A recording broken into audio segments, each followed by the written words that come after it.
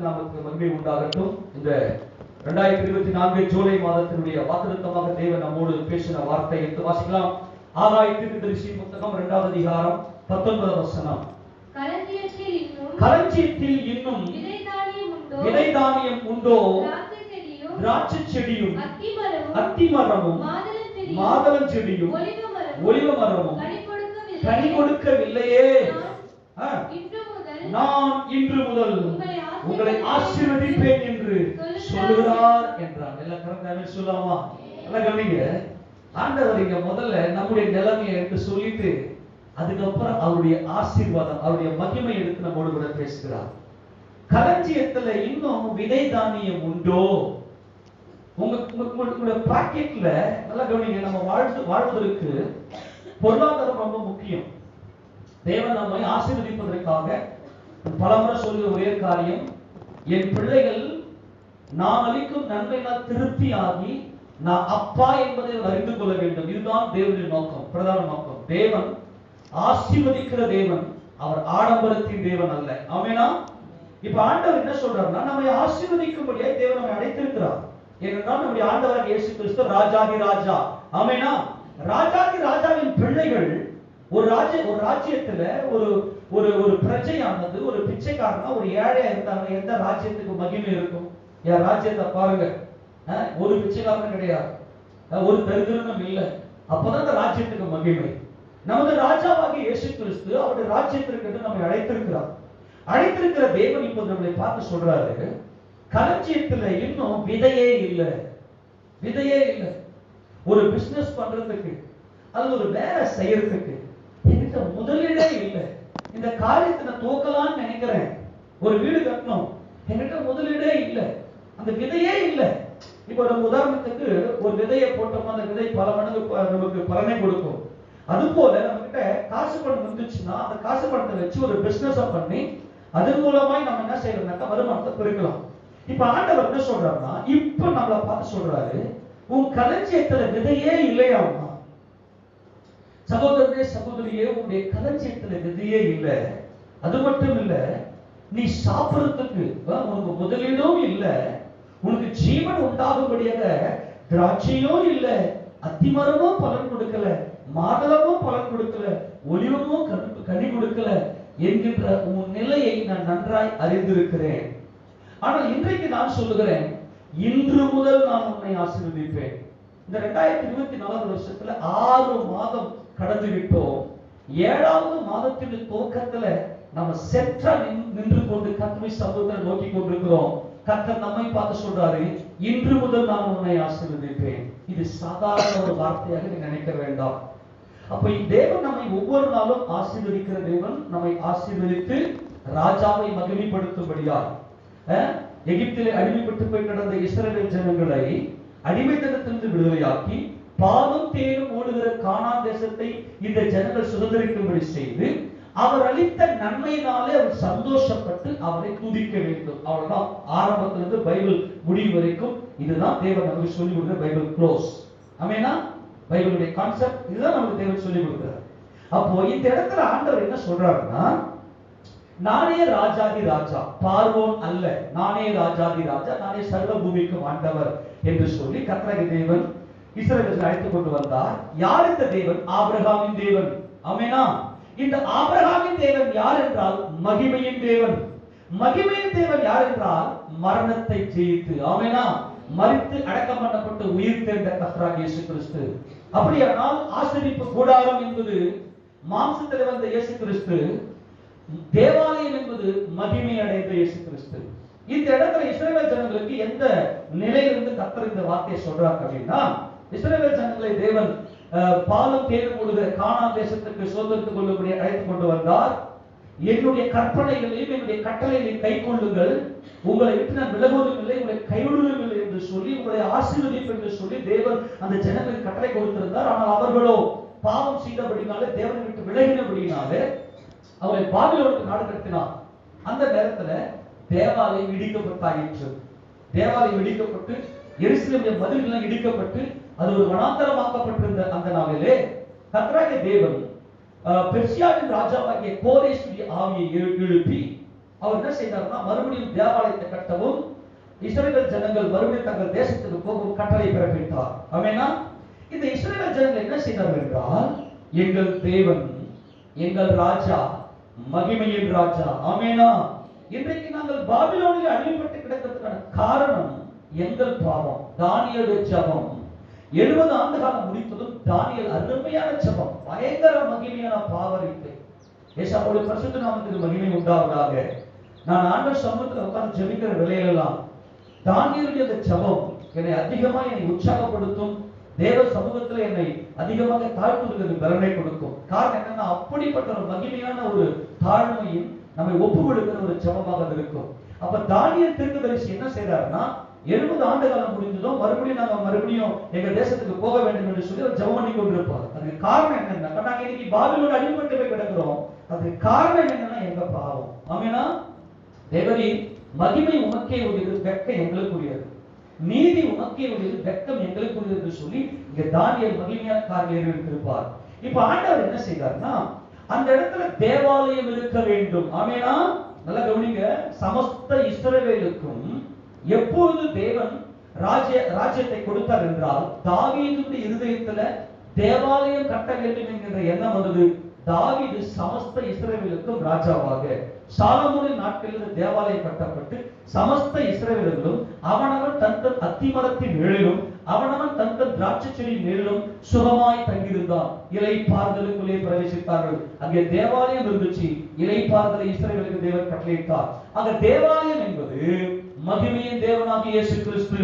ஆமென் சொல்லுவோமா? அவரே என்றென்றைக்கும் ராஜாதி ராஜா. ஆமென். பூமியின் ராஜ்யங்களுக்கெல்லாம், பூமி ராஜாக்களுக்கெல்லாம் அதிபதி அவரே. ஆமெனா. அவரே எங்கள் ராஜாதி ராஜா. இயேசு கிறிஸ்துவே எங்கள் ராஜாதி ராஜா. அந்த மகிமையின் ஆலயம் எதை காட்டுகிறது என்றால், கர்த்தராகிய இயேசு கிறிஸ்துவே எங்கள் மகிமையின் ராஜா. ஆமெனா. இப்ப இஸ்ரவேல் ஜனங்கள் என்ன செய்தார்கள் என்றால், தேவாலயம் கட்டும்படியாக செருபாபேலுடைய தலைமையில யோசுவா பிரதான ஆசாரியர் இருந்த வேளையில அவர் எருசலேமில் தேவாலயம் கட்டும்படி வந்தார்கள். இப்போது எருசலேமை பார்த்தீங்கன்னா சத்துருக்கள் ஆளுகை செய்து கொண்டிருக்கிறார்கள். இதெல்லாம் தாண்டி இவங்க என்ன செய்தாங்கன்னா, பயங்கரமான போராட்டத்துக்கு மத்தியில, ஏன்னா இப்ப இஸ்ரவேலுக்கு எருசலேமுக்கு ஒரு ராஜா இல்லை. நான் மறுபடியும் சொல்லுகிறேன், இயேசு கிறிஸ்து எங்கள் ராஜா. ஆமென். அவர்கள் வந்தார்கள். வந்து என்ன செஞ்சோம்னா, அஸ்திவாரம் போட்டாங்க தேவாலயத்துக்கு. தேவாலயம் யாரு சொல்லுங்க? மகிமையின் ராஜாவாகிய இயேசு கிறிஸ்து. ஆமென். சொல்லுங்க, மகிமையின் ராஜா இயேசு கிறிஸ்துனா அவர் என்றென்றைக்கும் ராஜாதி ராஜா. ஒரு ராஜா என்ன செய்வார்னா, தன்னுடைய பிரஜைகளை நல்லா வாழ வைப்பார். அவர் பாதுகாத்து பராமரிப்பார். ஆமெனா. நல்ல திட்டங்கள்லாம் போட்டு தம்முடைய பிள்ளைகளுக்கு, தம்முடைய ராஜ்யத்தின் பிள்ளைகளுக்கு ஆசீர்வாதத்தை கொடுப்பார். ஆமென் சொல்லுவோமா? இப்போ இந்த இஸ்ரவேல் ஜனங்கள் என்ன செய்தார்கள்னா, ஆலயத்துக்கு அஸ்திவாரம் போட்டாங்க, ஆலயத்தை கட்டும்படியாய். ஆனால் இந்த இஸ்ரவேலினுடைய சத்துருக்கள் எழுப்பி நீங்க ஆலயத்தை கட்டக்கூடாது, நீங்கள் பெர்சியா ராஜாவுக்கு, மேதிய பெர்சியா ராஜாவுக்கு, அந்த ராஜ்யத்துக்கு எதிராக நீங்க கலகம் செய்கிறீர்கள் என்று சொல்லி இங்க இருக்கக்கூடிய அந்த அதிபதிகள், அந்த பெர்சியா ராஜ்யத்தால் நியமிக்கப்பட்ட அந்த அதிபதிகள் என்ன பண்றாங்கன்னா, இந்த இஸ்ரவேல் ஜனங்கள் போயிட்டு தேவாலயம் கட்டக்கூடாதுன்னு ஸ்டே வாங்கிடுறாங்க. கவர்மெண்ட் ஆர்டர் வாங்கிடுறாங்க. இவங்க தேவாலயத்தை போய் கட்டக்கூடாது அப்படின்னு சொல்லி. எப்பொழுது இஸ்ரவேல் ஒரு சமஸ்த ராஜ்யமாக இருக்கும் என்றால், அந்த எருசலேமில் முதலாவது தேவாலயம் இருக்க வேண்டும். பின்பு எருசலேமை சுற்றி அலங்கம் இருக்க வேண்டும். அதுவே மகிமையின் ராஜாவின், மகாராஜாவின் நகரம். ஆமெனா. நாம் எல்லாரும் கர்த்தராகிய இயேசு கிறிஸ்துவாகிய மகாராஜாவின் பிரஜைகள். ஆமெனா. இப்ப என்ன நடந்துச்சுன்னா, கவர்மெண்ட் ஸ்டே வாங்கிட்டோம். இவங்க எல்லாரும் உற்சாக பலத்தோடு, எங்கள் தேவன் எங்களுக்கு ராஜ்யத்தை திரும்ப கொடுத்து விட்டார், நாங்கள் எங்கள் சுயதேசத்துக்கு போகிறோம் என்று சொல்லி ஏறக்குறைய ஒரு 50 ஆண்டு கால அடிமைத்தனத்துக்கு அப்புறம், ஏன்னா முழுமையா விடுதலையாக 70 வருஷத்துக்கு அப்புறம், ஆனா தேவாலயம் கட்டப்பட்டது 50 வருஷம் அடிமைத்தனத்துக்கு அப்புறமா கட்டுறாங்க. வந்து உற்சாக பலத்தோட நல்ல எண்ணம், அது என் தேவனுக்கு ஆலயத்தை கட்டுகிறேன், அது மகா பெரியதாக இருக்க வேண்டும் என்று சாலமோன் சொன்னார். அதே போல இவர்களும் பலத்த அந்த பொருள்களோடு கூட வந்து தேவாலயத்தை கட்டுகிறார்கள். கட்டி அஸ்திவாரம் போட்டாங்க. அஸ்திவாரம் போட்டதுமே ஸ்டே வாங்கிட்டாங்க. ஒருத்தரும் போயிட்டு அந்த தேவாலயத்தை கட்ட முடியல. அப்படியே தடைபடுது. வந்தவங்க எல்லாம் என்ன பண்ணாங்கன்னா, வந்து எருசலேம்ல வீட்டை கட்டிக்கின்னு அவன் நல்லா குடும்ப குட்டியோட கூட நல்லா ஜாலியா இருக்கிறாங்க. தேவாலயம் அப்படியே விடப்பட்டாச்சு. ஆண்டவர் பொறுத்து பார்த்தார், டேய் வந்ததே தேவாலயம் கட்டுறதுக்காகடா நீங்க, என் தேவனுடைய ஆலயம் ஒண்ணுமில்லாமல் இருக்கையில இவங்க போயிட்டு மச்சு பாவப்பட்ட வீடுகளை எல்லாம் கட்டி கொண்டு நல்லா சுகபோகமா குடியிருக்கும்படி இருக்கிறாங்க. இப்போ ஆண்டவர் அவர் ஒரு உணர்வை கொடுக்கிறார். என்ன உணர்வை கொடுக்கிறாரு?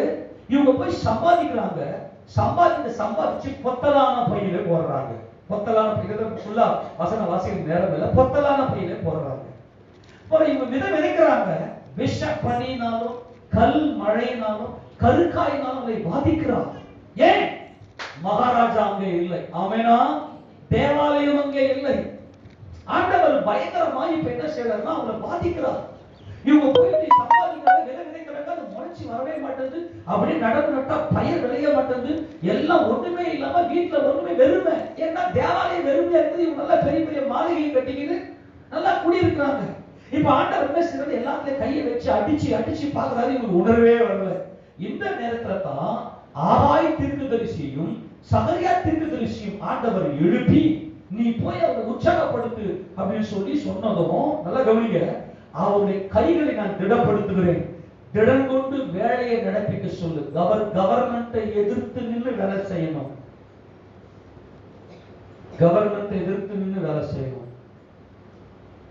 எந்த சிச்சுவேஷன்ல இவங்க நல்ல கவனிக்க, ஒண்ணுமே இல்லை. இப்ப வீட்டுல ஒண்ணுமே இல்லை, விதைச்சாலும் ஒண்ணுமே இல்லை. ஏன்னா மகாராஜாவை அவர் ஆராதிக்கவில்லை. இப்ப நான் என்ன சொல்றேன், உள்ள வந்தோம், ஏசப்பா நீரே ராஜா அப்படின்னு சொல்லி உள்ள வந்தோம். உள்ள வந்ததும் சத்துருக்கள் நமக்கு விரோதம் வேண்டும். உள்ள வந்ததும் ஏசப்பா நாமத்துக்கு மகிமையா, எனக்கு எதுனா செய்ய ஏசப்பா, எனக்கு ரொம்ப பிரச்சனை இருக்கிற ஆண்டவரே, என் வாழ்க்கையே ஒரு மாதிரி இருக்குது ஆண்டவரே, என் வாழ்க்கை முடிஞ்சிடுமோ என்னவோ தெரியல ஆண்டவரேன்னு சொல்லி ஆண்டவர்கிட்ட நோக்கி பார்த்தாங்க. நம்முடைய ராஜாவாக இயேசு கிறிஸ்து நம்மை வாழ வைத்தார். ஆமென். அஸ்திபாரம் போட்டாச்சு. ஆமெனா? அதுக்கப்புறம் கொஞ்சம் வளருங்கம்மா, வசனத்தை புடிங்கம்மா அப்படின்னு சொல்லி உள்ள வரலாங்காட்டியும் அந்த தேவாலயம் எழுப்பி மகிமையின் ராஜா எனக்குள் இருந்து கிறிஸ்து வெளிப்பட வேண்டும். ஆமெனா? எனக்குள் கிறிஸ்து கட்டப்பட்டு வெளிப்பட வேண்டும். அப்படி இந்த வசனத்தினாலே கட்டப்பட்டு, இந்த தேவனுடைய வார்த்தையினாலே கட்டப்பட்டு, நானல்ல இனி எல்லாமே கிறிஸ்து, கிறிஸ்துவுக்குள்ளே சிலுவையில் அறையப்பட்டேன், ஆயினும் பிழைத்திருக்கிறேன். இனி நானல்ல, கிறிஸ்துவே எனக்குள் பிழைத்திருக்கிறார். நான் இப்போது மாம்சத்தில் பிழைத்திருப்பதோ என்னிடத்தில் அன்பு கூர்ந்து எனக்காக தம்மை தாமே ஒப்பு கொடுத்த தேவனுடைய குமாரனை பற்ற விசுவாசத்தினாலே பிழைத்திருக்கிறேன். இதுதான் மகிமையின் ஆலயம். என் ராஜா எனக்குள்ளே இருக்கிறார். என் ராஜாதி ராஜா, என் ராஜ்யத்துக்குள்ளே நான் இருக்கிறேன். அவர் என்னை வாழ வைக்கிறவர் என்கின்ற விசுவாசத்தை தேவன் நம்மிடம் எதிர்பார்க்கிறார். ஆனா நாம என்ன செஞ்சிட்டோம்னா, உள்ள வந்தோம். இந்த 2024வது வருஷத்தை ஆரம்பித்த போது, ஆண்டவரே நான் உங்களுக்கு இப்படி இருப்பேன், உங்களுக்கு அப்படி இருப்பேன், என் ஜெப நேரத்தை நான் கூட்டுவேன், உங்க சமூகத்திலே காத்திருப்பேன், வேதத்தை நான் நல்லா வாசிப்பேன், வேதத்தை நான் ஆராய்ச்சி செய்வேன், நான் உபவாசித்து நான் உங்கள்கிட்ட நெருங்குவேன், இப்படியெல்லாம் தீர்மானம் எடுத்துக்கொண்டு வந்த நாம் சத்துருக்கள் இடைப்பட்டதும், சத்துரு நம்முடைய வாழ்க்கையில வந்ததும், என்னடா இது சர்ச்சைக்கு போய் மட்டும் என்னதான் வந்துச்சு. ஆமா, இவரு என்னமோ கட்டவிழ்த்து விடுறாரு, ஆண்டவர் வித்தியாசம் நிற்பாரு, பயப்படாத இப்படி அப்படின்னு சொல்றாரு. ஆமா, இங்க வந்து மட்டும் என்னதான் நடந்துச்சு. சத்துரு உள்ள வந்து இவங்க சோர்ந்து போய் நீங்க வேலையை பார்க்க ஆரம்பிச்சுட்டாங்க. ஆண்டவர் அடிச்சு திரும்ப பார்க்க திரும்பல, எல்லாமே விரும்ப முன்ன இருந்ததை விட மோசம். முன்ன இருந்ததை விட ரொம்ப மோசமா போச்சு. களஞ்சியத்தில் இன்னும் விதை தானியம் உண்டோ, திராட்சை செடியும் அத்திமரமோ மாதுளம் செடியும் ஒலிவ மரமோ கனி கொடுக்கலையே. குத்தி காட்டுறார். ஏய் வா, முதலுக்கே மோசம் தானே இப்படி இருக்குது. இந்த ஒரு சிச்சுவேஷன். ஏன் என்னை விட்டு தூரம் போயிட்டு அஸ்திபாரம் உள்ள இருக்குது. ஏசுதான் தெரியும், இப்ப உணவு விக்கிரகத்தில் ஆராதனை செய்ய முடியாது. ஆமெனா? அஸ்திபாரம் உள்ள இருக்கிறது. அவர் ஜீவிக்கிறார். அவர் என்னை வாழ வைத்தார். அவர் என்னை குறிப்பிட்ட போது எனக்கு உத்தரவு கொடுத்தார், என் கையை பிடித்தார், என்னை நடத்தினார். அவருடைய பரிசுத்த நாமத்துக்கு மகிமை உண்டாவதாக. உள்ள இருக்குது. ஆனா அஸ்திபாரம் உள்ள இருக்குது. வசனத்தை கொண்டு கிறிஸ்து தான் யார் என்பதை குறித்து அந்த அந்த அந்த அஸ்திவாரத்தின் மேல மகிமையின் கிறிஸ்துவை கட்டி உங்களிலிருந்து கிறிஸ்து வெளிப்படும்படியால் தன் சகோதரனுக்காக பலியாக அன்பு. இதுதான் நீதி. ஆனா இன்னும் உங்களுடைய வாழ்க்கையில் எரிச்சல், கோபம், போராட்டம் இதே தொடர்ந்து கொண்டிருக்கிறது. இப்போ சத்துருக்கள் இப்படி வந்ததும் தேவாலயத்தை கட்டவே கவர்மெண்ட் ஸ்டே இருக்கு. சிச்சுவேஷனை பார்த்தா தேவாலயத்தை கட்டவே முடியாது. ஏன்னா சப்போஸ் இவங்க சின்ன கூட்டம், ஆனால் இவர்களை ஆளுகை செய்வது ஒரு சர்வ வல்லமை, இந்த பூமியுடைய சர்வ வல்லமை, வல்லரசு. அவங்களை எதிர்த்து இவங்க ஒண்ணுமே செய்ய முடியாது. நல்லா கவனிங்க. வாங்க ஆண்டவர் ஆராதனை செய்யுங்க, அவரை தேடுங்க, அவருடைய வசனத்தை கேளுங்க, அவருடைய வசனத்தை கட்டப்படுங்க, வசனத்தை கூர்ந்து கவனிங்க. இயேசு கிறிஸ்து வார்த்தையின் தேவனானவர், அவரை உங்கள் இருதயத்தை கருத்து கொள்ளுங்க அப்படின்னு சொன்னா, எனக்கு இருக்கிற பிரச்சனை அவ்வளவு, என்னால வசனத்தை கவனிக்க முடியல, என்னால வார்த்தையை சிந்திக்க முடியல, தியானிக்க முடியல, எப்ப பார்த்தாலும் எனக்கு இந்த பிரச்சனைகள் பாடுகள்னால என்னுடைய சிந்தையில சில பேர் சிந்திச்சு மயக்கமே போட்டுருவோம் நம்முடைய பிரச்சனைகளை. நல்லா கவனிங்க. என்னுடைய மாம்சத்தின்படி எனக்கு இருக்கிற போராட்டம் பயங்கரம். இப்போ ஆகாய் தீர்க்கதரிசி வந்து சொல்றாரு, உன்னை அழைத்தவர் உன்னோடு கூட இருக்கிறார். ஆமென். உங்களை அழைத்து வந்தவர் உங்களோடு கூட இருக்கிறார். எழுந்து போய் கட்டுங்கள், எழுந்து போய் வேலையை நடத்துங்கள். நல்லா கவனி. ஆகாய் தீர்க்கதரிசியும் சகரியா தீர்க்கதரிசியும் இந்த ஜனங்கள் உணர்த்தினார்கள், எழுந்து போய் கட்ட சொல்லுங்கள் என்று சொல்லி. நல்லா கவனிங்க. இவருடைய பிரச்சனை சத்துருக்கள் ஒரு பக்கம் இவர்கள் வாழ விடக்கூடாதபடிக்கு தடை செய்கிறார்கள். இதெல்லாம் வாசிக்க டைம் இல்லை. பயங்கரமான ஸ்டேஜ்றாங்க அர்த்தசஸ்திர ராஜா கிட்ட. அர்த்தசஸ்திர ராஜா என்ன பண்றாருன்னா, அதுக்கு ஆர்டர் கொடுத்துறாரு. அந்த நகலை இவங்க கிட்ட வாங்குறத ஓடி போய் பலாத்காரமாய் எல்லாருக்கும் பொருள் எல்லாம் பறிச்சுட்டு போயிடுறாங்க. இவங்க எடுத்து வந்த பொருளை எடுத்துட்டு போயிடுறாங்க. இப்ப ஆண்டவர் சொல்றாரு, மலை மேல ஏறுங்கடா, மரத்தை வெட்டுங்கடா, என் தேவாலயத்தை கட்டுங்கடா. ஆமெனா. மலை மேல் ஏறுங்கள் என்பது ஜெபஜீவியம். ஆமெனா. பிதாவாகிய தேவனை கர்த்தராகிய இயேசு கிறிஸ்துவின் நாமத்தில் நோக்கி கூப்பிடுங்கள். மலை மேல் ஏறுங்கள், மரத்தை வெட்டுங்கள், தேவாலயத்தை கட்டுங்கள். மரத்தை வெட்டு என்பது ஆத்துமாக்களை வெட்டி தூக்கிடுவா, வேரோட பிடிக்காது, வேலை இருக்கிறது, பழைய வேலை இருக்கிறது வெட்டி அதுக்கு தூக்கிட்டு வாங்க, நான் அவனை வாழ வைப்பேன், என் சபை வெறுமையா இருக்குது என்றார். ஆமெனா. சபைகளை யார் கண்ணீர் வடிக்கிறீங்க? சபை மேல பாரம் வரணும். இப்போ ஆண்டவர் என்ன சொல்றாருன்னா, ஒவ்வொரு காரியத்தையா பண்ண பூஸ்ட் பண்றாரு. என்ன பண்றாரு தெரியுமா? எல்லா ஜாதிகளாலும் விரும்பப்படத்தக்கவர் வருவார். ஆமெனா. இந்த மகிமையின் ஆலயத்தை நான் மகிமைப்படுத்துவேன். ஆமெனா. நான் இன்னும் ஒரு தரம் சமுத்திரத்தையும் பூமியையும் வானத்தையும் வெட்டாந்தரையும் அசைய பண்ணுவேன். சகல ஜாதிகளாலும் விரும்பப்படத்தக்கவர் இந்த தேவாலயத்துக்கு வருவார். ஆமென். இந்த தேவாலயமாகிய தமது சரீரத்தை கல்வாரி சிலுவையிலே பலியாக்கி அடக்கம் பண்ணப்பட்டு உயிர்த்தெழுந்து என்றென்றைக்கும் ராஜாதி ராஜாவாக இருப்பார். நீங்க ஏன்டா இந்த ராஜ்யத்துக்கு பயப்படுறீங்க? ஆமென். இது தாற்பயமே என்னன்னா, 6ஆம் வசனம் வாசிக்கணுமா? 2 வாசிங்க. சேனைகளின் கர்த்தர் சொல்லுகிறார், கொஞ்ச காலத்துக்குள்ளே இன்னும் ஒரு தரம் நான் வானத்தையும் பூமியையும் சமுத்திரத்தையும் வெட்டாந்தரையும் அசையப்பட்டுவேன். சகல ஜாதிகளாலும் அசையப்பட்டுவேன். சகல ஜாதிகளாலும் விரும்பப்பட்டவர் வருவார். ஆமென் சொல்லுங்க. சகல ஜாதிகளுக்குள்ள மரணம் இருக்கிறது. எந்த ராஜாவும் மரணத்தை ஜெயிக்க முடியாது. ஆமெனா. எல்லாருக்கும் மரணம் இருக்கிறது. சகல ஜாதிகளும் மரிக்கும் போது மரண பயத்துல திகில அலறுவாங்க. ஆனால் ஏன் ராஜா மரணத்தை ஜெயித்தவர்? கரெக்டாக சொல்லுவோமா? என்னை என்றென்றைக்கும் நித்திய காலமாய் வாழ வைக்கிறவர், சகல ஜாதிகளாலும் விரும்பப்பட்டவர் வருவார். இந்த ஆலயத்தை மகிமையினால் நிறைய பண்ணுவேன் என்று சேனைகளின் கர்த்தர் சொல்கிறார். வெள்ளியும் என்னுடையது, பொன்னும் என்னுடையது. ஏன் சொல்லுங்க போறாங்க? என்கிட்ட ஒண்ணுமே இல்ல, நாங்க எதை கொண்டு ஆண்டவரை தேவாலயத்தை கட்டுவோம்? உங்களுக்கு கண்ணீர் இருக்குல்ல, அந்த படிப்பு இல்ல, எனக்கு பைபிள் வாசிக்க தெரியல. கர்த்தருக்கு ஸ்தோத்திரம். நம்ம சகோதரர் சந்தோஷ் வீட்டு கூட்டத்துல திடீர்னு ஆவியானவர் இன்னைக்கு 7 தான் உங்க வசனத்தை சொல்ல வச்சாரு. நான் பிளானிங்லாம் வரல. எனக்கு ஆச்சரியமா இருக்கிறது. எங்களுக்கு படிக்க தெரியாது, எங்களுக்கு வசனத்தை புரிஞ்சிக்க தெரியல அப்படின்னு சொல்லி ஒண்ணுமே இல்ல. வெள்ளியும் பொண்ணு என்னுடையது, ஞானமும் புத்தியும் என்னுடையது. ஆமெனா? நீங்கள் எழுந்து கட்டுகள் இருக்க முந்தின ஆலயத்தின் மகிமையை பார்க்கிலும் இந்த பிந்தின ஆலயத்தின் மகிமை பெரிதாயிருக்கும் என்று சேனையை கர்த்தர் சொல்கிறார். இவ்விடத்தில் சமாதானத்தை கட்டுங்கள் என்று சேனையை கர்த்தர் உரைக்கிறார் என்று சொல்லுகிறார். ஆமெனா? இப்ப நீங்க கவனிங்க, இந்த வசனத்தை எல்லாம் சொல்லி பூஸ்ட் பண்ணதும் இவங்க என்ன செய்தாங்கன்னா, நல்லா கவனிங்க, வெள்ளியும் இல்ல பொண்ணும் இல்ல, தேவாலயத்தை கடந்து ஒண்ணுமே இல்லை. இவங்க தான் மலை மேல ஏறி போய் எந்த மலை, லீபனோன் மலையில போயிட்டு கேதுரு மரத்தை வெட்டி எடுக்கணும். இப்போ தேவாலயத்தை கட்டணும், வெள்ளியும் பொண்ணு எதுவுமே இல்ல, தேவாலயத்தை பொண்ணினால் அலங்கரிக்கணும், எதுவுமே கிடையாது. சத்துருக்கள் ஒரு பக்கம், வீட்டுல போனாக்கா வீட்டுல ஒண்ணுமே இல்ல, பசிக்கு பசி ஆற்றுவதற்கு வீட்டுக்குள்ள ஒண்ணுமே இல்லை, எதுவுமே எந்த சிச்சுவேஷனுமே இல்ல.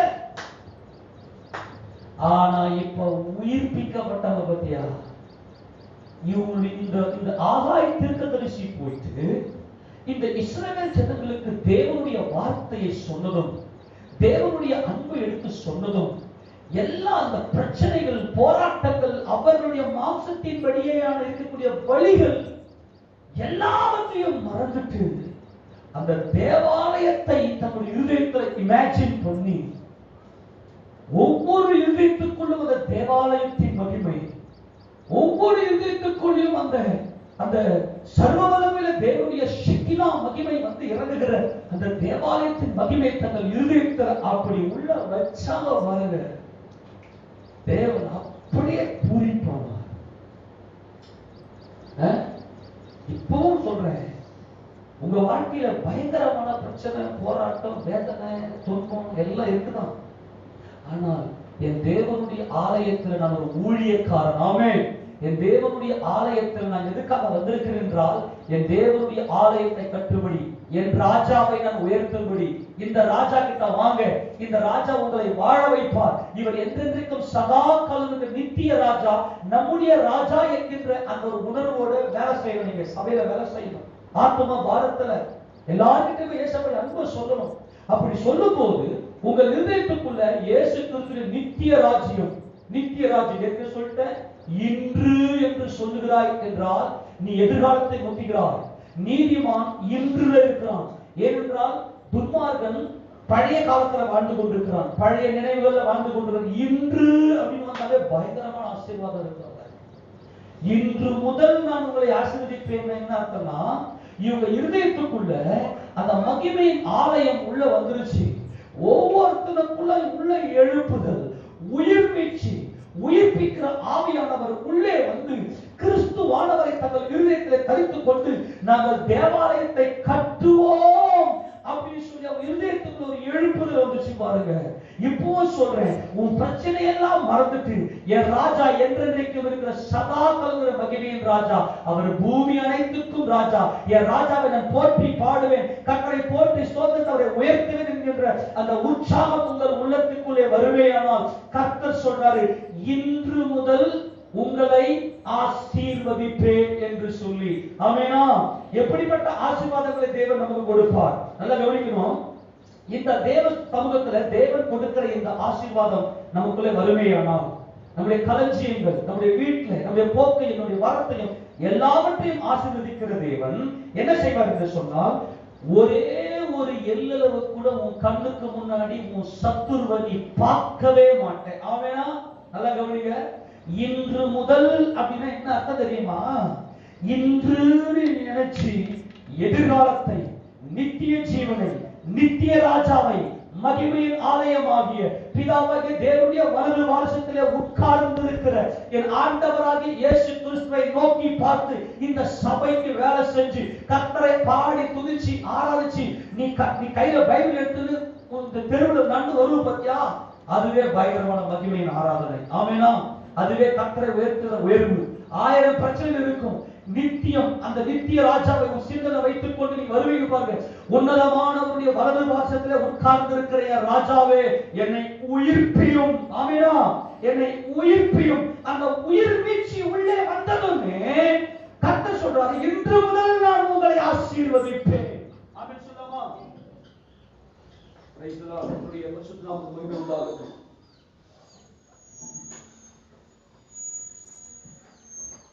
அந்த உயிர் வீழ்ச்சி உள்ள வந்ததுமே இன்று முதல் உங்களை ஆசீர்வதிப்பேன் என்று கர்த்தர் தெரிவித்தார். எப்படிப்பட்ட ஆசீர்வாதம் தெரியுமா? அடுத்த வசனம் வாசிக்கலாம். 21 வாசிக்கலாம். 21. நீ யூதாவின் தலைவனாகிய செருபாபேல் சொல்ல வேண்டியது என்னவென்றால், நான் வானத்தையும் பூமியையும் அசைய பண்ணி, நல்லா கவனிக்கணும், ராஜ்யங்களின் சிங்காசனத்தை கவிழ்த்து ஜாதிகளுடைய ராஜ்யங்களின் பலத்தை அழித்து ரதத்தையும் அதில் ஏறி இருக்கிறவர்களையும் கவிழ்த்து போடுவேன். குதிரைகளோடு அவரின் மேல் ஏறி போர்களும் அவரவர் தங்கள் தங்கள் சகோதரின் பட்டயத்தினாலே விழுவார்கள். ஆமெனா. உன் சத்துரு இருக்க மாட்டான். ஆமெனா. எல்லாம் கவனிங்க. சகல ஆசீர்வாதத்தினால உன்னை நிரப்புவேன். நான் ராஜா. ஆமென். நான் ராஜாதி ராஜா. இவர்களுக்குள்ள நிச்சயத்தை குறித்த பிதாவாகிய வலதுபார்சலில் உட்கார்ந்து இருக்கிற மகிமையின் தேவனை குறித்த வெளிச்சம், அந்த மகிமையின் ஆலயம் இவங்க இருதயத்துக்குள்ளே வந்ததும் அந்த எழுப்புதல் வந்து சொல்றாரு. இப்ப களஞ்சியத்துல விதைதானியம் இல்லையா? திராட்சை செடியும் அத்திமரமும் மாதளமும் ஒலிவும் கனி கொடுக்கலையா? கர்த்தர் சொல்றாரு, ஒண்ணுமே இல்லை தானே? என் ஆசீர்வாதத்தை பாரு. ஆமெனா. அந்த ஆசீர்வாதத்தை பறிக்கிறதுக்கு, அந்த ஆசீர்வாதத்தை கட்டி விடுறதுக்கு சத்துரு உனக்கு இருக்க மாட்டான். ஆமென். சகல ஜாதிகளையும் அசைய பண்ணுகிறவர் உன் சத்துருவையும் அசைய பண்ணி இல்லாமல் போக செய்வார். ஆமென் சொல்லாமா? எடுத்து வாசிங்க. சங்கீதங்களின் புத்தகம் 80வது சங்கீதத்துல கர்த்தர் நல்லவர். 17 வாசிப்பா. 80வது சங்கீதம் 80வது சங்கீதம் 12 வாசிப்பாங்களா? உமது கரம் நல்லா கவனிங்க. உமது கரம் உமது வலது பாரிசத்தின் புருஷன் மீதிலும் உமக்கு நீர் திடப்படுத்தின மனுஷகுமாரன் வலது பாரிசத்தின் புருஷன் மனுஷகுமாரன். யார் இந்த மனுஷகுமாரன்? பிதாவாகிய தேவன் வலது பாரிசத்தில் உட்கார்ந்து இருக்கிற நித்திய ராஜா. ஆமெனா. அவரே என் ராஜாதி ராஜா, என்னை வாழ வைக்கிற ராஜா. அப்பொழுது விட்டு பின்வாங்க மாட்டோம். எங்களை உயிர்ப்பியும். எல்லாம் சொல்லுங்க. எங்களை எங்களை சொல்லுங்க. எங்களை எங்களை உயிர்ப்பியும். உயிர்த்தெழுந்த இயேசு கிறிஸ்துவினால் ஆராதிக்கும்படியாய் என் ராஜா என்னை எப்போது வாழ வைக்கிற ராஜா. ஆமென் சொல்லாமா? என் ராஜாதி ராஜா. நல்ல கவனி. என்னை அடிமைப்படுத்திக் கொண்டிருக்கிற பெர்சியா ராஜா அல்ல. என்னை அழைத்த ராஜா, என்னை வாழ வைக்கிற விசுவாசத்தை. ஆண்டவர், நாங்கள் சோர்ந்து போயிருக்கிறோம். எத்தனை சோர்ந்து போயிருக்கிற பிரச்சனைக்கு சோர்ந்து போயிடாத. இன்னைக்கு கர்த்தர் உன்னை உயிர்ப்பிக்கிறார். ஆமெனா. அந்த உயிர் வீழ்ச்சி உன் உள்ளத்துல வந்த சூழ்நிலையை பார்க்கவே பார்க்காத. உன் உள்ளத்துல ஆசீர்வாதம், ஆசீர்வாதமான கர்த்தர் இயேசு கிறிஸ்து. உன் உள்ளத்துல ஆசீர்வாதம் வந்துருச்சுனாவே உன் சூழ்நிலைகள் ஆசீர்வாதமாக மாற்றப்படும். ஆமென். ஆமென். ஆண்டவர் சொல்ற உன் நிலை இப்படி அத்திமரம் திராட்சை எதுவுமே இல்லை. ஆனால் கர்த்தர் இன்று முதல், ஏனென்றால் எதிர்காலத்தை பார்க்கிறார். துன்மார்க்கன் தான் பழச நினைச்சு உட்கார்ந்து இருப்பான். ஐயோ எனக்கு இது நடந்துச்சு, எனக்கு அப்படி நடந்துச்சு, இப்படிப்பட்ட போராட்டம், இப்படிப்பட்ட பிரச்சனை, அது துன்மார்க்கனுடைய வேலை. நீதிமான் இன்று இன்று பிரசன்ட்ல இருந்து வசனத்தை கேட்பான். வசனத்தை ஆராய்ச்சி செய்து தேவனுடைய வாக்குத்தத்தங்களை, தேவ சத்தியங்களை நின்று எதிர்காலத்தை குறித்து யோசிப்பான், நித்திய ஜீவனை குறித்து யோசிப்பான். அப்போ உமது வலது பாரிசத்தின் புருஷன், ஆமென் சொல்ற, அவருக்கு தான் என்னது மகிமை உண்டாவதாக. அப்ப நான் சொல்றேன், உயிர்ப்பியும் அப்போது உமது நாமத்தை தொழுது கொள்ளுவோம். ஆமென் சொல்லுங்க. எங்களை உயிர்ப்பிங்க ஆண்டவரே, அப்போது உங்க நாமத்தை நாங்கள் தொழுது கொள்ளுவோம். சேனைகளின் தேவனாகிய கர்த்தாவே, எங்களை திருப்பிக் கொண்டு வாரும், உமது முகத்தை பிரகாசிக்க பண்ணும், அப்போது ரட்சிக்கப்படுவோம். அவருடைய உயிர்த்தெழுந்த வல்லமையினுடைய அந்த தேவனுடைய அந்த சத்துவத்தின் வல்லமை, அந்த உயிர்த்தெழுந்த சத்துவத்தின் வல்லமை எங்கள் முகத்தை பிரகாசிக்க பண்ணி, அவர்கள் அவரை நோக்கி பார்த்து பிரகாசம் அடைந்தார்கள். அவர்கள் முகங்கள் வெட்கப்படவில்லை. ஆண்டவரே, உமது முகத்தை எங்கள் மேல பிரகாசிக்க பண்ணுங்க. அந்த மகிமையின் தேவனுடைய முகம் நம்ம மேல பிரகாசிக்கப்படுமையானால் தேவன் நம்மை எல்லா விதமான ஆசீர்வாதங்களை கொடுத்து அவரே ராஜான்னு சொல்லி நாம் குதிக்க ஆரம்பிப்போம். ஆமெனா. இப்போ சொல்றேன், தேவன் நம்மை அழைத்தது நித்திய காலமாய் அவருடைய சமூகத்துல முகமுகமாய் அவரை தரிசித்து அவருடைய பரிசுத்த நாமத்தை உயர்த்துவதற்காக, தொழுது கொள்வதற்காகத்தான் தேவன் நம்மை அழைத்தார். அப்ப பாடல் ஆராதனை, நல்லா பாட்டு பாடி தேவனை துதிக்கிற அந்த துதியின் சத்தம் மகிமையாக இருக்கும். அப்ப ஆண்டவர் சொல்றாரு, எப்பவுமே மறுபடியும் சொல்றேன், எல்லாருடைய வாழ்க்கையிலும் ஒரு சர்க்கிள் இருக்கும். கொஞ்சம் விசுவாசத்துல போராட்டம் வந்து சோர்ந்து போயிருக்கும். ஆனா நம்முடைய தேவன் உபத்திரப்பட்டவனுடைய உபத்திரவத்தை விழுந்து போனது அப்படியே விழுந்து போனது அல்லாம அவர் கை கொடுத்து தூக்குவார் பார்த்தீங்களா? ஆமென் சொல்லுவாமா? எந்த நிலையில அந்த நேரத்துல பாவம் செஞ்சுட்டு உங்களுடைய மனசு ஆண்டவர் மேல தாகமாக தவிப்பாக ஆண்டவரை குறிச்சு கண்ணீரோடு அவர் ஆராதிச்சு ஒரு பரிசுத்த நாமத்தை மகிமைப்படுத்தின நீ இன்னைக்கு ஒரு சோர்ந்து போயிருக்கலாம். ஆண்டவர் மேல ஒரு வெறுப்பே வந்திருக்கலாம். என்ன ஆண்டவரை ஆசீர்வதிக்கவே இல்லைன்னு சொல்லி அதுக்கெல்லாம் காரணமே நாம தான். ஆனாலும் கர்த்தர் இன்னைக்கு நம்மளை உயிர்ப்பித்து நம்மை ஆசீர்வதிக்கிற தேவனாய் இருக்கிறார். ஆனா ஒரே ஒரு காரணத்தை புரிந்து கொள்ளுங்க. இன்றைக்கு இந்த உயிர் மீட்சி, இந்த உயிர்ப்பியும் இந்த உயிர்ப்பு சரியாக வருஷத்துடைய பாதியில இன்றைக்கு கர்த்தர் அப்படியே நம்ம அனலைஸ் பண்றாரு. அப்படியே அனலைஸ் பண்ணி நம்முடைய வாழ்க்கை எப்படி இருந்துச்சு, இனிமேல் நம்முடைய வாழ்க்கை எப்படி கொண்டு போக போகிறார் என்பதை குறித்து சரியான ஒரு உயிர் மீட்சி வருஷத்தின் பாதியில் நமக்கு கொடுக்கிறார். ஆமெனா? எடுத்து வாசிக்க பண்ணலாம். ஆபகுக் தீர்க்கதரிசி புத்தகம் 3வது அதிகாரம் 2வது வசனத்தை வாசிக்கலாம். ஆபகுக் தீர்க்கதரிசி புத்தகம் 3:2. கர்த்தாவே நீர் வெளிப்படுத்தினதை நான் கேட்டேன். எல்லாரும் சொல்லுங்க. இப்பொழுது தேவன் நமக்கு வெளிப்படுத்திக் கொண்டிருக்கிறார். ஆமெனா? நீர் வெளிப்படுத்திக் கொண்டதை நான் கேட்டேன், எனக்கு பயம் உண்டாயிற்று. கர்த்தாவே வருஷங்களின் நடுவிலே. ஆமெனா? என்னது? வருஷங்களின் நடுவிலே 6 மாசம் போயிடுச்சு. 6 மாசத்தை எதிர்நோக்கி கொண்டிருக்கிறோம். 6 மாசம் ஆரம்பிச்சோம், சூப்பரா ஆரம்பிச்சோம். நீ திருமணம் எடுத்து வாகனத்தெல்லாம் எடுத்து நல்லா சோர்ந்து போயிட்டோம். ஆமென். ஆனா இப்போ எங்கள் சோர்வில் இருந்து எங்கள் உயிர்ப்பித்து கவனிக்க போலாம். வருஷங்களின் நடுவிலே உம்முடைய கிரியையை உயிர்ப்பியும். கரணத்தை மகிழ்ச்சி செலுத்தலாமா? இந்த உயிர் மீட்சி உள்ளே வந்துவிட்டால் உமது வலது வாரிசத்தின் புருஷன் அவரே எங்கள் ராஜாதி ராஜா, அவர் மகிமையின் ராஜா, என் இயேசு ராஜா, மகிமையின் ராஜா. யார் இந்த மகிமையின் ராஜா? அவர் வல்லமையும் பராக்கிரமுள்ள கர்த்தராமே. அவர் யுத்தத்தில் பராக்கிரமுள்ள கர்த்தராமே. அவர் யுத்தத்திலே பராக்கிரமுள்ளவர். மாம்சத்தையும் உலகத்தையும் பிசாசையும் ஜெயம் கொண்டவர். ஆமென் சொல்லாமா? உலக மாம்ச பிசாசை சிலுவையில் ஆணி அடித்து கொன்று ஜெயமெடுத்த மகிமையின் ராஜா அவரே எங்கள் ராஜா. அவரே என்னை வாழ வைக்க முடியும். வருஷங்களின் முடிவிலே என்னை என்ன பண்ணுங்க? நடுவிலே என்ன பண்ணுங்க? உயிர்ப்பையும். வருஷங்களின் நடுவிலே அதை விளங்க பண்ணும். வருஷ நடுவில் அதை விளங்க பண்ணும். செய்கப்பா, செய்கப்பா. கோபித்தாலும் இரக்கத்தை நினைத்தருளும். ஆமென் சொல்லாமா? நீ ஜபத்துல ஏசப்பா என் மேல இரக்கமா இருங்கப்பா, என்ன அவர் சிருஷ்டிகர்த்தர், என் மேல இரக்கமா இருங்க ஏசப்பா, என் மேல இரக்கமா இருங்க ஆண்டவரே. அதை மட்டும் கேளுங்க. இன்னைக்கு தேவன் நமக்கு இரக்கத்தை கட்டளையிடுகிறார். ஆமெனா? என்ன இது ஆண்டவர் விட்டு தூரம் போனாம இருந்துச்சு, மனசுக்குள்ள ஒரு பயங்கர வழிகள் இருந்துச்சு. இன்னைக்கு ஆண்டவர் சொல்றாரு, இந்த இஸ்ரவேல் ஜனங்கள் தேவாலயத்தை கட்டும்படியாய் மகிமையின் ஆலயத்தை கட்டும்படியாய் வந்த அவர்களுக்குள்ள அந்த இமேஜின், நித்தியம், இந்த தேவாலயத்தின் மகிமையை அப்படியே உள்ள வச்சு எழுந்தாங்க, அப்படியே உயிர் மீட்சி அடைஞ்சாங்க. கர்த்தர் சொன்னாங்க, இன்று முதல் நான் உங்களை ஆசீர்வதிப்பேன், ஒரே ஒரு சத்துருவும் உனக்கு முன்னாடி இருக்க மாட்டேன். ஆமெனா? ஒரே ஒரு சத்துரு இருக்க மாட்டான். அப்படிப்பட்ட ஒரு மகிமையின் ஆசீர்வாதம். காரணம் என்ன தெரியுமா? உன் மாம்சத்தின்படி பயங்கரமான சூழ்நிலை, இந்த மாம்ச ராஜ்யத்துல பயங்கரமான சிச்சுவேஷன், ஸ்டே வாங்கிட்டாங்க, உன்னால அசைக்கவே முடியல, பிரச்சனை, போராட்டம், எந்த பக்கம் பார்த்தாலும் பிரச்சனை. ஆனால் என் வீட்டுல குடும்ப ஜெபம் குறையல, என் வீட்டுல தனிப்பட்ட ஜெபம் குறையல, காலை ஆராதனை, காலையில் சமூகத்தை நோக்கி தேடுகிறவரை துதிக்கிறேன், எல்லா ஜனங்களுக்கு தேவ அன்பை சொல்லுகிறேன் அப்படின்ற எழுப்புதல் உங்களுடைய இருதயத்துக்குள்ள வந்ததிலே தேவன் சொன்னாரு, இன்று முதல் நான் உன்னை ஆசீர்வதிப்பேன். அந்த ஆசீர்வாதம் என்ன? அவர்தான் எல்லாத்தையும் உள்ளடக்கிறாருங்க. அந்த ஆசீர்வாதத்துல எல்லாத்தையும் உள்ள கவர் பண்ணி ஒரு பெரிய போனஸை நமக்கு கொடுக்கிறார். அதுல சத்துருவே இருக்க மாட்டான். இந்த ஆசீர்வாதம் தான் உபாகமம் 28. இந்த உபாகமம் 28 என்பது சாதாரண ஆசீர்வாதம் அல்ல. அது உயிர்த்தெழுந்த இயேசு கிறிஸ்துவை விசுவாசிக்கிறவர்களுக்கு, அவரே எங்கள் ராஜா என்று விசுவாசிக்கிற வருகிற ஆசீர்வாதம். எப்படிப்பட்ட ஆசீர்வாதம் எடுத்து வாசிக்க பார்க்கலாம். உபாகமம் 28 அதுல 3 வாசிக்க பார்க்கலாம். நீ பட்டணத்திலும் ஆசீர்வதிக்கப்பட்டிருப்பாய். நல்லா கவனிங்க. இங்கேயும் உனக்கு வீட்டுக்குள்ளேயும் நல்ல மகிமையா ஆசீர்வாதம் இருக்கும், வெளியே உன் பிசினஸ்லயும் ஆசீர்வாதம் இருக்கும்.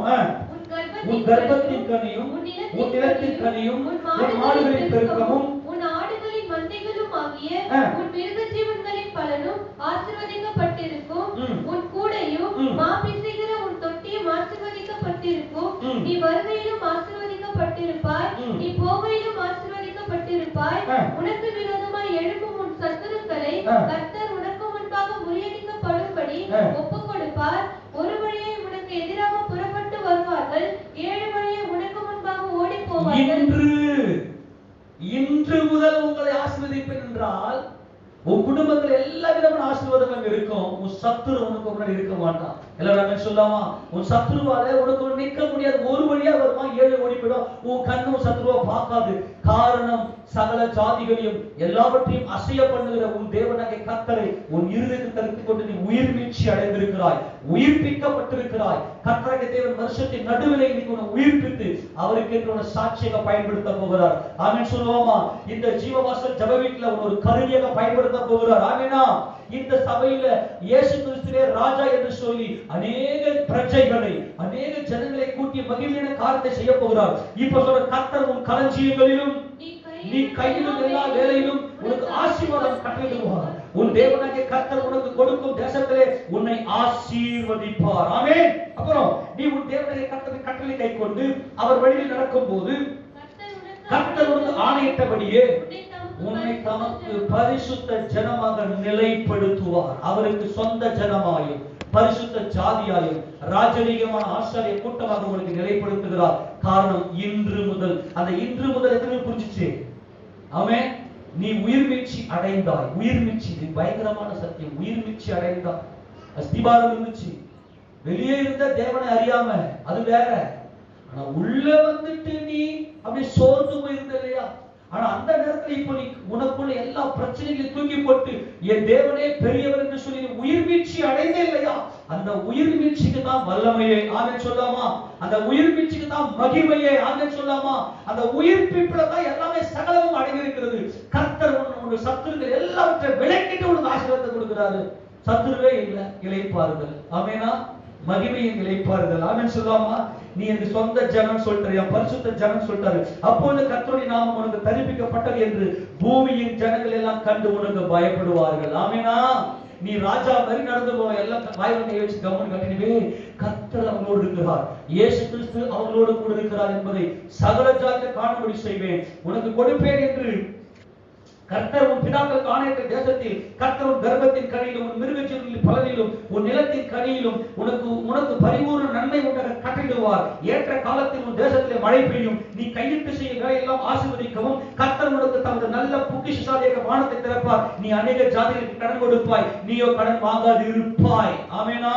எல்லா கடன் பிரச்சனை மாறி நீ எல்லாத்தையும் கூப்பிட்டு கடன் கொடுக்கிற ஒரு மகிமையில கர்த்தர் உன்னை கொண்டு போவார். காரணம், உன் தேவனாகிய கர்த்தர் உன்னை அழைத்திருக்கிறார். இந்த ஆசீர்வாதத்தை உள்ளடக்கிதான் சொல்றாரு, இன்று முதல் நான் உங்களை ஆசீர்வதிப்பேன். ஏனென்றால் இந்த மகிமையின் தேவாலயத்தை மகிமைப்படுத்துகிற உங்களிடத்துல, என்றென்றைக்கும் ராஜாதி ராஜாவாகிய என்னை மகிமைப்படுத்துகிற உங்களிடத்துல இந்த ஆசீர்வாதம் தங்கும். இனி உன் சத்து உயிர் மீட்சி அடைஞ்சிட்டு இல்லையா, சத்துரு உள்ள இருக்கவே முடியாது. ஆமெனா? சத்துரு முன் சங்கரிக்கப்பட்டான். ஆமென் சொல்லுவோமா? ஒரே ஒரு காரியத்தை சொல்லி முடிக்க விரும்புகிறேன். நல்லா கவனிங்க. ஈசாக்கு ஆபிரகாமுக்கு பிற்பாடு ஈசாக்கு அவர் என்ன பண்றாரு? எல்லாம் பொறுப்பெடுக்கிறார். கர்த்தராகிய தேவன் ஆபிரகாம் அழைத்தவர். இப்ப ஈசாக்கோடு இடைபடுகிறார். ஆபிரகாமின் காலத்துல உண்டான ஒரு பயங்கரமான பஞ்சம் ஈசாக்கின் காலத்துல வந்துச்சு. அந்த நாட்டுல பக்கத்துல வல்லரசு எதுனாக்கா பயங்கரமான நல்ல செழிப்புள்ள ஒரு வல்லரசான ஒரு நாடு எகிப்து. ஆனா நல்லா கவனிங்க, இந்த ஈசாக்குக்குள்ள எப்படிப்பட்ட ஒரு உயிர் மீட்சி, எப்படிப்பட்ட ஒரு ஜீவன், சுத்தி பார்த்தா பயங்கரமான பஞ்சம் ஆபிரகாமின் காலத்துல உண்டானது. ஆதியாகமம் 26:1 வாசித்து பார்க்கலாம். ஆதியாகமம் 26:1. ஆபிரகாமின் நாட்களில் உண்டான பஞ்சத்தை அல்லாமல் பின்னும் ஒரு பஞ்சம் தேசத்தில் உண்டாயிற்று. அப்பொழுது ஈசாக்கு பெலிஸ்தருக்கு ராஜாவாகிய அபிமெலேக்கினிடத்தில் கேராருக்கு போனான். எல்லாரும் என்ன சொல்லலாமா? எங்க போனாரு? எகிப்துக்கு போகல. எனக்கு மாமா ஹெல்ப் பண்ணுவாரா, எங்க அப்பா எனக்கு ஹெல்ப் பண்ணுவாரா, என் சித்தப்பா எனக்கு ஹெல்ப் பண்ணுவாரா, உலகத்துக்கிட்ட போகல. பயங்கரம் இது. கானான் தேசம் முழுக்க பஞ்சம். கேரார்ல போய் குடியிருக்கிறாரு. நல்ல கவனி. ஆசீர்வாதம் என்பது உன் கண்ணு பார்க்கிறதுக்கு முன்பதாக உன் இருதயத்தில் ஆசீர்வாதம் வர வேண்டும். இந்த உயிர் தேர்ந்த மகிமையின் தேவன், அவர் அதிசயமானவர், அவர் ஆச்சரியமானவர், அவர் பெரியவர், எல்லாவற்றையும் ஜெயம் கொண்டவர் என்கின்ற உயிர் ஜீவன், அந்த ஜீவனாக இயேசு கிறிஸ்து ஈசாக்கின் இருதயத்துக்குள் இருந்தார். எகிப்துக்கு போகவில்லை. அந்த பஞ்சத்திலே இருந்தார். பஞ்சத்திலே இருந்து கொண்டு என்ன ஒரு தைரியம். உயிர் போயிடும். இப்ப சாப்பிடுறதுக்கு ஒண்ணும் இல்லை, எல்லாம் எல்லாம் எம்டி. ஆனால் என்னை அழைத்தவர் ஜீவன் உள்ளவர். அவர் எகிப்துக்கு போல, உலகத்துக்கு போகல, தன்னை அழைத்தவரையே நோக்கி பார்த்தார். என்ன நடந்துச்சு தெரியுமா? கேரார்ல குடியிருக்கும் போது அந்த பஞ்ச காலத்துல ஈசாக்கு விதை விதைத்தான். பைத்தியக்காரன் சொல்லிருப்பான் பார்த்தவன். இந்த அபிமெலேக்கு பார்க்கிற ராஜா, பெரிய ராஜா பார்க்கிறாரு, எனக்குள் இருக்கிறவர் பெரியவர். ஆமெனா? இந்த உலகத்தில் இருப்பவனிலும் எனக்குள் இருக்கிறவர் பெரிய அந்த ஜீவன். இப்ப ஆண்டவர் என்ன சொல்றாருன்னா, இந்த ஈசாக்கு தரிசனமாகி பயங்கரமான வாக்குத்தத்தங்களை அள்ளி கொடுத்து அவன் தலைமையில ஆசீர்வாதத்தை பலிக்க செய்தார். அந்த ஆசீர்வாதத்தை பெற்றுக்கொண்டு வாசிக்க பார்க்கலாம். 12 வாசிக்க. ஈசாக்கு அந்த தேசத்தில் விதை விதைத்தான். கர்த்தர் ஆசீர்வதித்தால் அந்த வருஷத்தில் 100 மடங்கு பலனடைந்தான். எத்தனை மடங்கு பலனு? எப்படிப்பட்ட சூழ்நிலையில? எல்லாம் பஞ்சம். ஸ்டே வாங்கியாச்சு, எல்லாமே ஸ்டே வாங்கிச்சு, எதுக்கிட்டுமே போக முடியல, எல்லாம் பஞ்சம். எந்த பக்கம் திரும்பினாலும் பஞ்சம். எல்லா மனிதர்களையும் எனக்கு எதிர்த்து நிற்கிறார்கள். ஆனால் அந்த நாட்களிலே ஈசாக்குக்குள் இருந்த உயிர் மீட்சி, இன்று முதல் நான் உங்களை ஆசீர்வதிப்பேன். அவர் எகிப்தின் ராஜாவை நோக்கி போகாமல் ராஜாதி ராஜாவை நோக்கி பார்த்து அவர் அழைத்த அழைப்பில் அவர் அங்கே இருந்தார். கேராரிலே குடியிருந்தார், அதே கானானிலே குடியிருந்தார். அதே கானானில மழையே பெய்யல, விதைக்கிறார். எப்படியா 100 மடங்கு போறது? எத்தனை விசுவாசம் இருக்கு இன்னைக்கு? தேவன் உங்களை உயிர்ப்பிப்பாராக. ஆமெனா? தேவன் உங்களுக்கு உயிர் மீட்சியை கொடுப்பாங்க. என் தேவன் என்னை அழைத்தவர் எனக்கு தைரியமா காரியத்தை நடத்து. ஆமெனா? தைரியமா காரியத்தை நடத்து, எனக்கு பயப்படாது. உன்னை அழைத்தவர் உண்மையுள்ளவர். கால் எடுத்து முன்ன வச்ச கால பின்ன வைக்காது. நீ வேற எங்கேயும் மனுஷன் நம்பி ஓடாத, மனுஷன்கிட்ட ஒரு கஷ்டத்தை சொல்லாத, அவர்கிட்ட போ. என்னை அழைத்தவர் உண்மையுள்ளவர். எப்படிப்பட்ட ஆசீர்வாதம்! அந்த பஞ்ச காலத்துல 100 மடங்கான ஆசீர்வாதத்தை அவர் அடைந்தார். அவர் ஐஸ்வர்யவனாகி வர வர விருத்தடைந்து மகா பெரியவனானார். என்ன பெரியவர் எனக்குள் இருக்கிறார். ஆமெனா? உலகத்தை ஜெயித்த பெரியவர், மகா பெரியவர் தான். அவன் தகப்பனார் அவனுக்கு ஆட்டு மந்தையும் மாட்டு மந்தையும் அநேக பணிவிடைக்காரரும் இருந்தபடினாலே பெலிஸ்தியர் அவனை கண்டு அவன் பேரில் பொறாமை கொண்டு. ஆமெனா? எல்லா விதமான ஆசீர்வாதங்களும் இவருக்கு வந்துருச்சு. எப்போ? பஞ்ச காலத்துல. வேதம் தெளிவா சொல்லுது. அதுக்கு முன்னாடி இருக்க வேதம் சொல்லல, ஒண்ணுமே இல்லை. என் ராஜா பெரியவர். ஆமென். அந்த உயிர் மீட்சி, அந்த உயிர் தேர்ந்த மகிமையின் ராஜா உள்ள இருந்ததும் பெலிஸ்தர்லாம் இவரை பகச்சி, நல்லா கவனிங்க, பெலிஸ்தர் இவரை பகச்சி முதல்ல எந்த காலி பண்ணுவான்னு சொல்லிட்டு ஈசாக்கு அனுப்பிச்சு விட்டாங்க. ஈசாக்கு போய் துறவு போன்றாரு. அந்த பஞ்ச காலத்துல பயங்கரமான தண்ணீர் சுரக்குகிறது. இந்த பெலிஸ்தர்கள் எதிர்த்து நிற்கிறாங்க. முதல்ல பண்ணி துறவு போனவரை சண்டைக்கு வராங்க, வாக்குவாதம். ஏசேக்குன்னு பேர் வச்சுட்டு தூரம் வந்துடுறாரு. அப்புறம் பாத்தீங்கன்னா சித்தனா இன்னொரு துறவு போன்றாரு, அங்கே ஒரு சண்டை போடுறாங்க. அதுக்கு சித்தனான பேர் வச்சுட்டு வாக்குவாதம், சண்டை. இதெல்லாம் தேவை சொல்லிட்டு தூரம் வந்து இன்னொரு துறவை தோன்றாரு. அங்க தண்ணீர் நீரூற்று சுரக்கிறது. அப்போது சண்டை. சத்துருவே இல்ல, ரெகோபோத் என்று பெயரிட்டார். சத்துருவே இல்ல. ஆமென் சொல்லாமா? சத்துருவே இல்ல. ஆமென் சொல்லாமா? ஏசேக்கு சித்தனா இன்றோடு முடிந்தது. ஆமெனா? இன்று முதல் உன் தேவனை கர்த்தர் ஆசீர்வதிக்கிறார். உன் குடும்பத்தில் சமாதானம். ரெகோபோத் என்ற வைட் பிளேஸ், விசாலமான இடம். தேவன் நமக்கு விசாலமான இடத்தை கொடுக்கிறார். எல்லாரும் ஆமென் சொல்லாமா? ஏனென்றால் உனக்குள்ள உயிர் மீட்சி அவர் என் ராஜா. என் ராஜா அளிக்கிற நன்மைகளை நான் அனுபவித்து என் ராஜாவை துதித்து பாடுவேன், புகழ்ந்து பாடுவேன், அவர் நாமத்தை நான் உயர்த்துவேன் என்று சொல்லி உன் இதயத்துக்குள்ள உயிர் மீட்சி அடைந்திருக்கிற நீ உன் கண் இந்த ஆசீர்வாதங்களை எல்லாம் பார்க்கும். ஆமெனா? ஏசேக்கு சித்தனா இன்றோடு முடிஞ்சது. ரெகோபோத் தொடங்கிவிட்டது. உடனே தூரம் நின்று பார்த்தான். பெலிஸ்தியரின் ராஜாவாகிய அபிமெலேக்கு ஒரு சாதாரண மனிதனாக ஈசாக்கு கிட்ட வந்து உடன்படிக்கை பண்றாரு. எப்பா, நான் இனிமே உங்களுக்கு பிரச்சனை வரமாட்டேன், நீ வந்து என்ன அடிக்காதன. அமெரிக்கா வல்லரசு வந்து கலாம்பாக்கம் பகுதியிலே ஒரு மூலையில் இருக்கிற உங்ககிட்ட வந்து, எப்பா நீ எங்க ஜெபம் பண்ணிடுறா பாஸ்டர், எங்க ஜெபம் பண்ணுங்க சொல்ல வைப்ப. ஆமெனா? என்ன இது? பெலிஸ்தீன் ராஜா வந்து ஈசாக்கு கிட்ட வந்து ஒரு காமெண்ட் பண்றாரு, உடன்படிக்கை பண்றாரு. நீ என்ன கொஞ்சம் பார்த்துக்கங்க, என் மேல தயவு வச்சு. அந்த அளவுக்கு ஆசை சொல்லிட்டு சத்ரு ஒன்றும் இருக்க முடியாது. ஆமெனா? இன்று முதல் அவங்களை ஆசீர்வதிப்பேன். என்ன அர்த்தம்னா, ஆசீர்வாதமும் இருக்குது, பிரச்சனையும் இனிமே இருக்கிற பிரச்சனை எல்லாம் இனிமே வராது. ஆமேனா.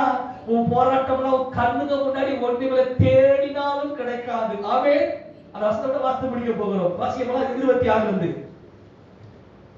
வாசிங்க. அபிமெலேக்கும் அவன் சிநேகிதனாகிய அகுசாத்தும் அவன் சேனாபதியாகிய பிகோலும் கேராரிலிருந்து அவனிடத்துக்கு வந்தார்கள். அப்பொழுது ஈசாக்கு அவர்களை நோக்கி, ஏன் என்னிடத்தில் வந்தீர்கள்?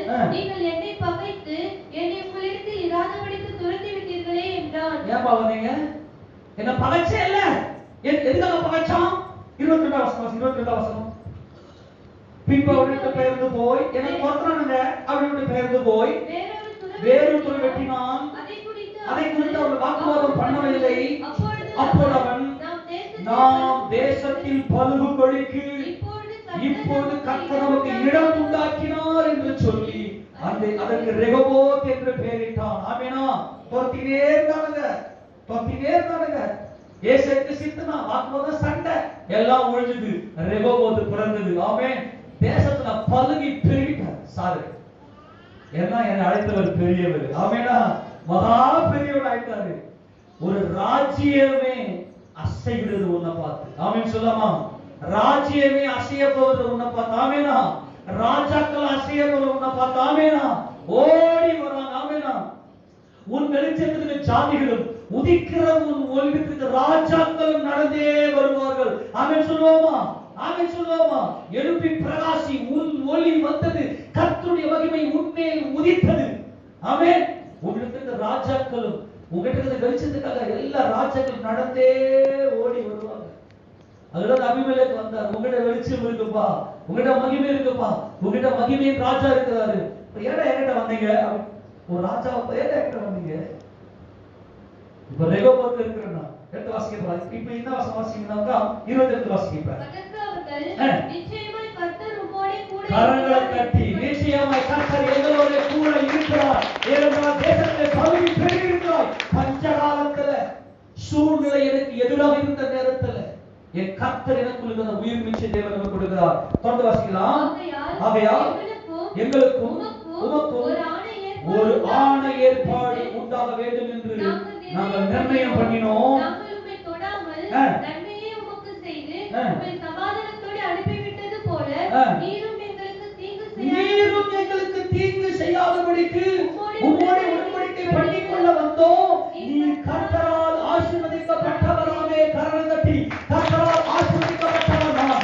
எல்லாருமே கண்ணும் பார்க்கும்படி தேவன் செய்வார்.